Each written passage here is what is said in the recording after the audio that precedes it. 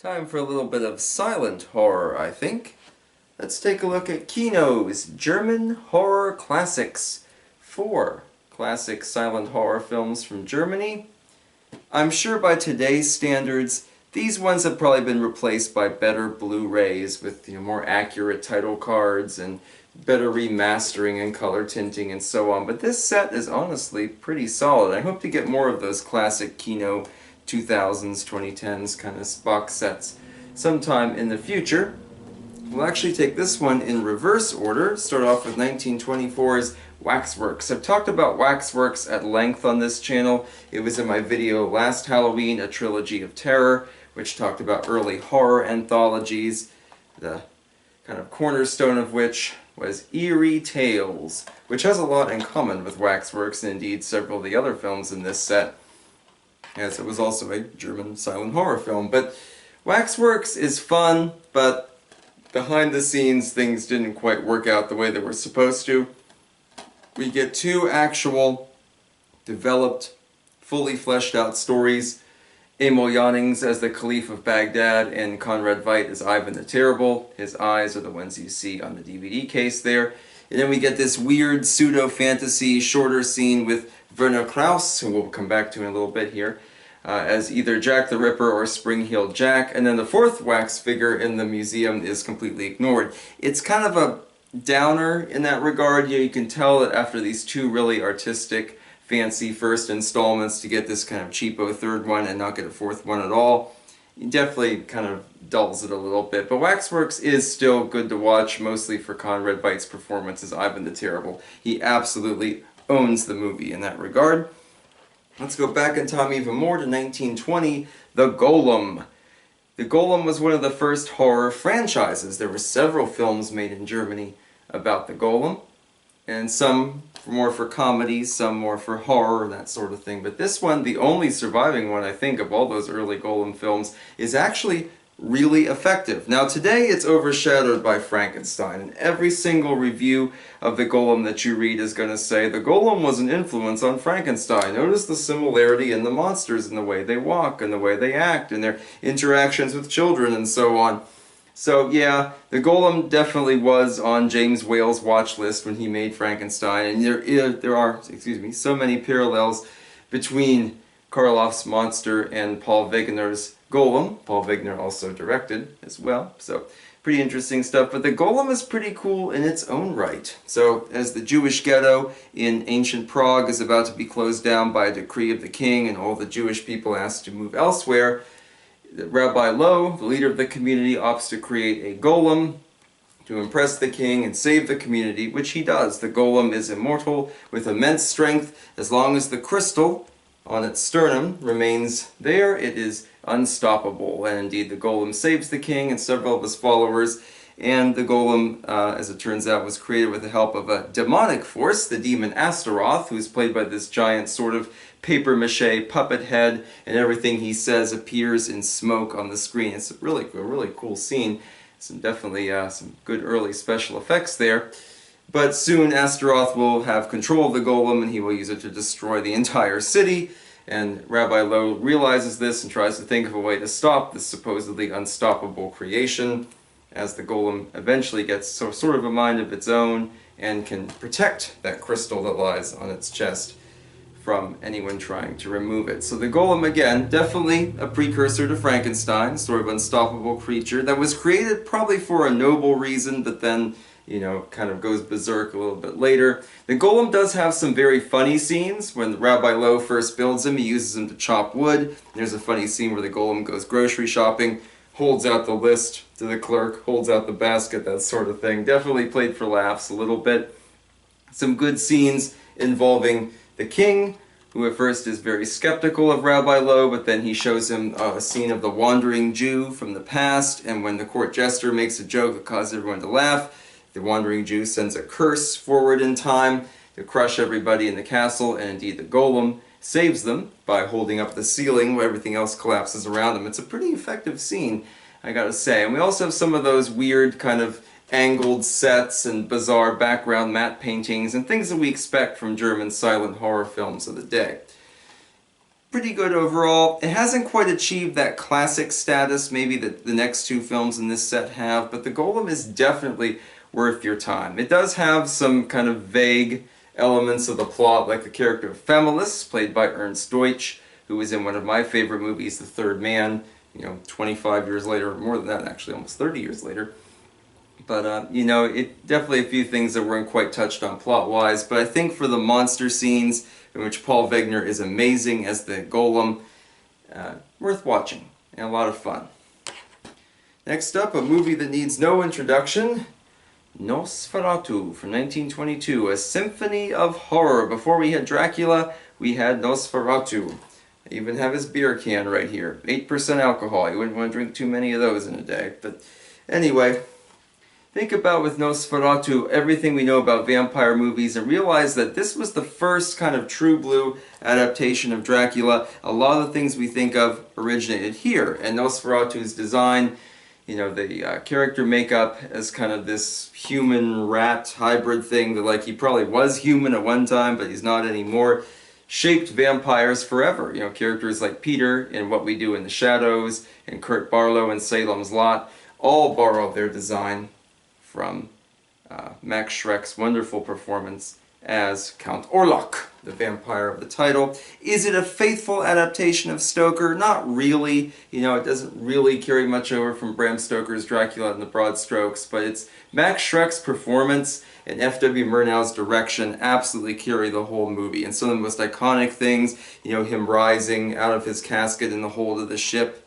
the shadows on the wall, kind of stalking up the stairs, that sort of thing, all of which have become horror movie tropes. I actually found I didn't have much to say about Nosferatu because it speaks for itself. Yeah, there are some very dated effects, a lot of fast motion and some stop motion stuff, kind of quaint by today's standards, but Nosferatu remains, I think, one of the most effective horror films of all time.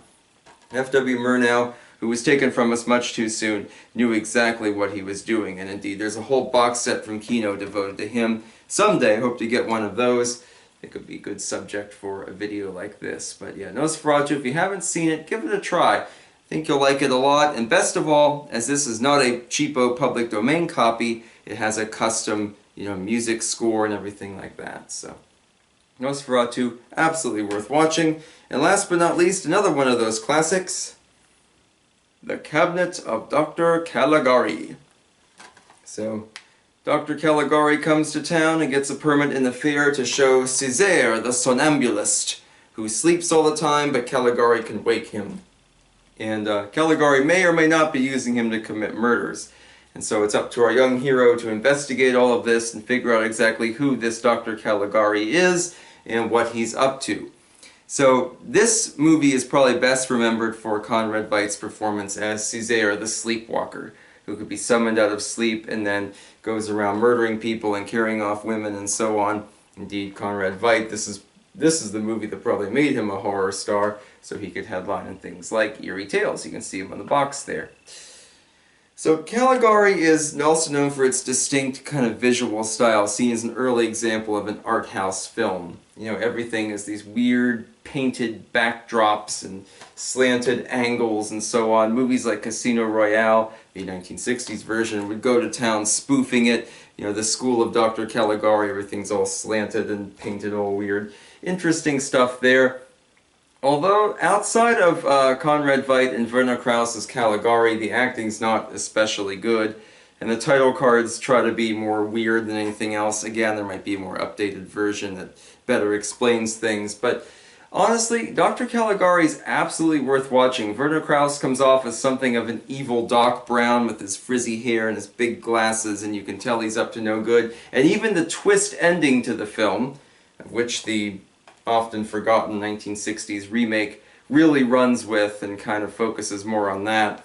But even that twist ending is done kind of ominously, and we don't really know exactly who this Dr. Caligari, character is supposed to be and what the ultimate end goal of it is. If you haven't seen Dr. Caligari, again, definitely a recommendation. Both it and Nosferatu are essential silent horror films.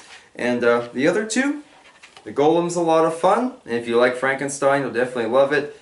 Waxworks, if you're a fan of anthologies, surely check it out, but I think of the four, this is probably the weakest one. Let's take a look at another set, shall we? Next up, we have the Fox Horror Classics Volume 1. I sadly don't have Volume 2. Someday I'm gonna get it. And I did indeed eventually get it. On my way to that Gary Lewis and the Playboys concert I reviewed last spring, I was able to stop and pick up a second-hand copy of the Fox Horror Classics Collection Volume 2. There's really only one true blue, straightforward horror movie in this set, but all three are very, very fun. So the first volume, which I reviewed in that previous video clip you just saw, has Hangover Square with Laird Krieger. Very underrated film. Laird Krieger at his most crazy and most sympathetic. Something that was way ahead of its time, definitely worth the price of admission for this set. We have The Undying Monster, which is fun, but not great. I mean, it's directed by John Brahm, so it can't be that bad. But it tries really hard to be both very fantastical and whimsical and, you know, kind of quirky, but at the same time, it also tries to be very scientific and procedural. Oh, there's no such thing as monsters, there's a rational explanation after all. And that doesn't really add up at the end. You can't usually have both poles of something and make it work. But it's still fun to watch, and The Lodger, the 1940s version, I'm not a big fan of any version of The Lodger, if I'm being perfectly honest, and this one didn't do a whole lot for me. Still worth watching, also with Laird Krieger, but a fun set, maybe not essential, but certainly paving the way for a sequel. So this follow-up contains 3 films. We'll take them in order like on the box, saving the actual factual horror film for last. We have Chandu the Magician. Edmund Lowe plays Chandu, who has learned the mysterious powers of the yogi, which give him lots of magical abilities. It reminded me so much of the Puma Man movie that Mystery Science Theater makes fun of. Puma Man, he flies like a moron. In that, Puma Man has been described as arbitrary powers man. He could just do anything. Whatever the plot needs him to do, he suddenly has that power. Flight, super strength, doesn't matter. Chandu's exactly the same. He has bilocation and mind control and astral projection and a million other things that just because the plot needs him to have these, he's got them. But Edmund Lowe is fun. A lot of reviews knock his performance, but he does look like he's having a good time being this ridiculous, all-knowing, all-wise, all-powerful Indian guru character. Which today I'm sure some of those stereotypes are probably pretty offensive. But the main reason people watch this today is Bela Lugosi as the evil Roxor, a descendant of a great Egyptian king who plans to control the world with his death beam. So he kidnaps a scientist who built a death ray and then scaled it up, and he has a huge monologue about how he's going to use this ray gun to level Paris and London, and by destroying every city on Earth, he will be the ruler. And Bela Lugosi is so much fun in this. You know, Dracula is a very serious performance. Bela Lugosi relies a lot just on his presence and his body language and things like that. But here in Chandu, he is absolutely off the wall, and I love it. Chandu is very short and sweet, definitely a B movie, and honestly, if you read reviews of the day, it was certainly aimed at kids, or at least kids gravitated the most towards it. I think the weirdest thing of all is it's so strange to see Lugosi, of all people, be hypnotized by somebody else's eyes. By staring into someone else's eyes, he becomes their pawn. Very strange, especially after playing Dracula. But interesting stuff, as Lugosi puts it, as Samson's power was in his hair, therefore Chandu's power is in his eyes. That sort of thing. Hey, I'd be immune. Anyway, Chandu the Magician, not really a horror movie, much more of like a fantasy, kids movie kind of thing, but still a lot of fun. Lugosi, of course, would play Chandu in the serial version, the serialized film version, but here is the villain. He's great and is probably the highlight. Yeah, there's some really crappy special effects. The death ray is animated at one point. There's some really bad rear projection, like to the point where you wonder how anybody thought it was a good idea. But still fun stuff. I had a good time with Chandu. Shifting gears a little bit, we're actually going into Rebecca territory. We've talked about Rebecca in my Best Picture Winners video. Rebecca is one of my favorite Best Picture winners too, and one of my favorite novels. But you know, Rebecca deals with a different kind of horror, kind of the hidden secrets that lie in ancient manor homes and you know, families of nobility, I should say. I was going to say ancient families, but that's probably not really the best way to put it. But you know, Rebecca, this young girl who's taken as a young wife for this older man who has a mysterious past. He lives in a huge foreboding house with servants that judge her, and she can tell they have something in mind, and there's lots of suspicious characters hanging around, and you know, who will save her, how will she be saved, that kind of thing. Dragonwyck from 1946, the next film in this set, very much is a spin-off of Rebecca. Now, it's also based on a classic novel, and that novel came before Rebecca, as far as I know. So that one, you know, it's not like it's a ripoff per se, but you can tell someone at Fox saw Rebecca and said, yeah, we need to have our version of that. And so we got Dragonwyck. In this case, we have our young girl, played by the wonderful Gene Tierney. Gene Tierney, of course, famous for Laura, which is a very good movie, and Leave Her to Heaven as well. But Gene Tierney is asked by Vincent Price to come to his manor home, Dragonwyck, where he rules over all the local Dutch farmers, his patroons, that sort of thing, who all despise him. They're even led by Colonel Potter himself, Harry Morgan, so figure that one out. But anyway, really interesting stuff there, or Henry Morgan, excuse me. But interesting stuff there in the sense that she knows she's going into this foreboding, wicked place. She knows her cousin is creepy, because he's played by Vincent Price, of course, but we know that. But you know, he is kind of creepy, and the things he's showing her, of course, he proposes marriage later on too, and she's wondering if she should marry into all this. You know, his previous wife died under mysterious circumstances involving an oleander plant, things like that. So Dragonwyck, if you liked Rebecca, you'll definitely like this one. And it does go off in a different direction too, where Gene Tierney's young ingenue realizes that she is in a dangerous position. She does her best to rebel against Vincent Price, who later becomes her husband, that sort of thing. So it's a costume drama, a gothic story, not so much a horror story, but especially coming off of Chandu, which is, you know, a silly, goofy, over-the-top B-movie, it was kind of nice to have something a little more stately, a little classier, and a different kind of horror. Vincent Price is great in it, as he could play an aristocrat, very suave, very debonair. He commands the scenes he's in, but he could also play a complete lunatic too, and he balances that point really well in this. You know his character of Van Ryn is insane, but you just don't know what he's going to do next. So Dragonwyck, pretty fun. So far, two great ones. Let's look at the last one this set, the only direct horror film we have. A little cheapo 50-minute B-movie, Dr. Renault's Secret. Dr. Renault, played by George Zucco, has been doing odd experiments on animals as his chauffeur and handyman and helper Noel, you can see there played by J. Carrol Naish, epitomizes. Noel's a very strange young fellow, and he walks odd and he looks odd, that sort of thing. And what's going on with all these animals in his lab? And spoiler alert, if you've seen Island of Lost Souls, one of my favorite 1930s horror films, and one I have reviewed on this channel, you can probably figure it out already. Those animals are becoming people. Now, at first, Dr. Renault's Secret kind of plays like the We Have Island of Lost Souls at Home variant, but it does go off sort of in its own direction. It doesn't focus on a lot of the philosophical ideas, you know, what separates humans from other animals, you know, what would happen if an animal could become a human or something like that. Those questions really aren't touched on. This is very much a lurid, you know, shock value kind of movie. People start turning up dead.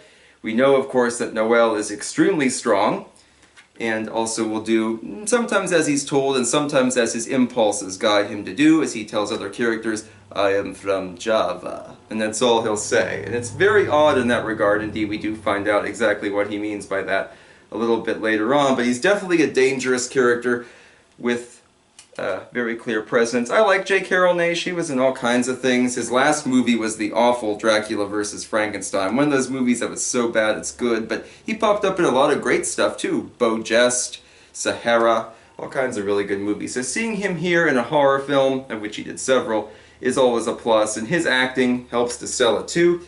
We also have Mike Mazurki as Rogel, a criminal who Dr. Renault operated on his brain and made him good, so now he can't do criminal acts anymore, but yeah, we know that's not going to be the case. And indeed, a lot of the movie is spent on who's committing all these murders and atrocities. Is it Noel, with his mysterious background, or is it this huge guy who just got out of prison, who claims he's reformed but might not be? And some of that guessing game going on.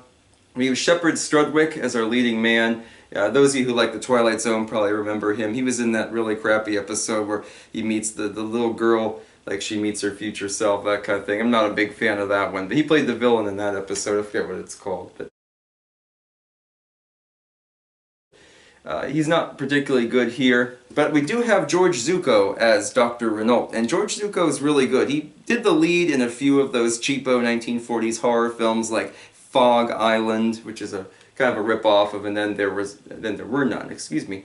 And he was in Dead Men Walk, where he played a dual role as a vampire and his twin brother, who's not a vampire. So he's good as Dr. Renault. I just wish they gave him more to do. But if you're looking for like a good, quickie, fast B-movie with some good horror moments in it, you could do much worse than Dr. Renault's Secret. Let's take a look at another set, shall we? Last but not least for today, let's take a detour into more of a mystery sort of genre today. 7 Keys to Baldpate. This is Warner Archive's triple feature, including the 1929 version, the 1935 version, and the 1947 version. 7 Keys to Baldpate was a very successful play.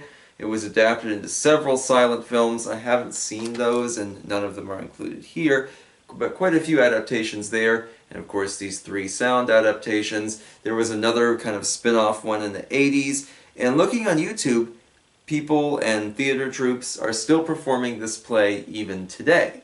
Kind of one of those murder mysteries with some comedy that's kind of tongue-in-cheek and some commentary on the genre as a whole, but still very amusing. The basic plot is the same for all 3. Now keep in mind, like Dracula or any story along those lines, things are going to be changed. Characters might have different names or slightly different roles in the story. They might be introduced in different order. But the basic overall idea of the play always remains the same. Play and film, I should say, always remains the same. William McGee is contracted to write a book in 24 hours in complete solitude at the isolated Baldpate Resort, which is closed for the winter. He gets set up there. The caretaker lights a fire for him, gets a room ready for him, and he has those 24 hours, but it seems a lot of other people show up at Baldpate for various reasons, most of which being criminal, but not all necessarily. And he finds that there is not just 1 key to the inn, but actually 7 of them floating around with various people and various motives. The 1929 version stars Richard Dix. We've talked about Richard Dix before on this channel with Cimarron. And last Halloween, but a previous Halloween we talked about him with The Ghost Ship, one of my favorite 1940s psychological horror thrillers. And Richard Dix plays the lead, and he is quite good in it, too. He plays it with some comedy.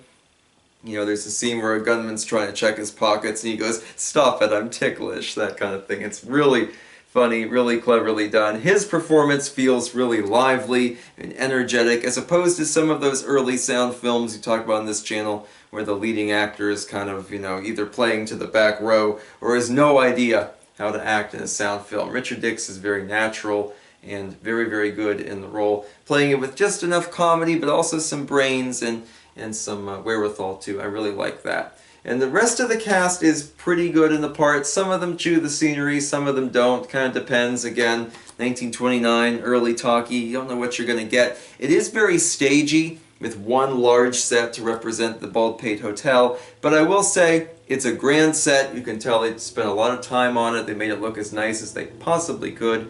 So that's definitely a plus. Forgive the traffic noise. The 1935 version, on the other hand, changes up a few things. The 1929 one made sure that we got all the background for the story. This wager made, can you write a book in 24 hours? All the characters are introduced. There's a lot of backstory love set up. The 1935 version with Gene Raymond, I guess kind of presupposes that the audience would know all of that already, because we cut right into McGee arriving at the inn, that sort of thing. There's none of that backstory. It's all teased out in dialogue. There's no big setup. And I don't doubt a lot of people said, they were familiar with the 1920s version or they'd seen the play. We really don't need all that background setup. The 1930s version, despite the strong supporting cast with actors like Grant Mitchell is my pick for the weakest one. I don't like Gene Raymond. Some movies he's good in, like I liked him in Sadie McKee with Joan Crawford and stuff. For the most part, I'm not a fan of his work. I don't like him in like Alfred Hitchcock's Mr. and Mrs. Smith. I think he's one of the worst things in that movie. His McGee isn't very good at all. Henry Travers, Clarence the Angel from It's a Wonderful Life, pops up though in a supporting role. He's fun, but at the end of the day, it feels a lot like someone just watched the 1929 version and thought, okay, how can we make this shorter and simpler and just kind of do it all over again? And it doesn't really go much of anywhere. I think I don't have much to say about it because it just didn't really appeal to me all that well. The 1940s version was fun. Again, some of the plot points are kind of changed. There's no background. And I should say that the 1929 version has a double twist ending. It makes us kind of reframe and reconsider the events of the story. Both the 30s and 40s version omit that, and they just kind of play it straight. But the 40s version I had fun with. Phillip Terry, one of Joan Crawford's husbands, plays the lead role, and he does it with kind of a light comic touch. He's not as over the top as Richard Dix, you know, as silly and as vivacious, but he is fun. He's more fun than Gene Raymond was. And the villain, I think, is the highlight here. Cargan, played by Eduardo Sanelli. You know he's a villain because he wears an ascot, and he's played by Eduardo Sanelli. But that one, I think, did probably the best job of balancing the horror elements, you know, these murders and secret passages and so on, blending them kind of with the comedy and making for a really fun, just kind of quickie, you know, B-movie. I think the 40s one is the shortest, running 68 minutes versus 69 for the 1935 version, and then the original 1929 early talkie version runs about 72. So, you know, again, even though the expository stuff was kept for the 1920s version, it doesn't run that much longer, but it does set up the story a little more, and I think is probably more true to the play and the silent films in terms of how the plot's set up.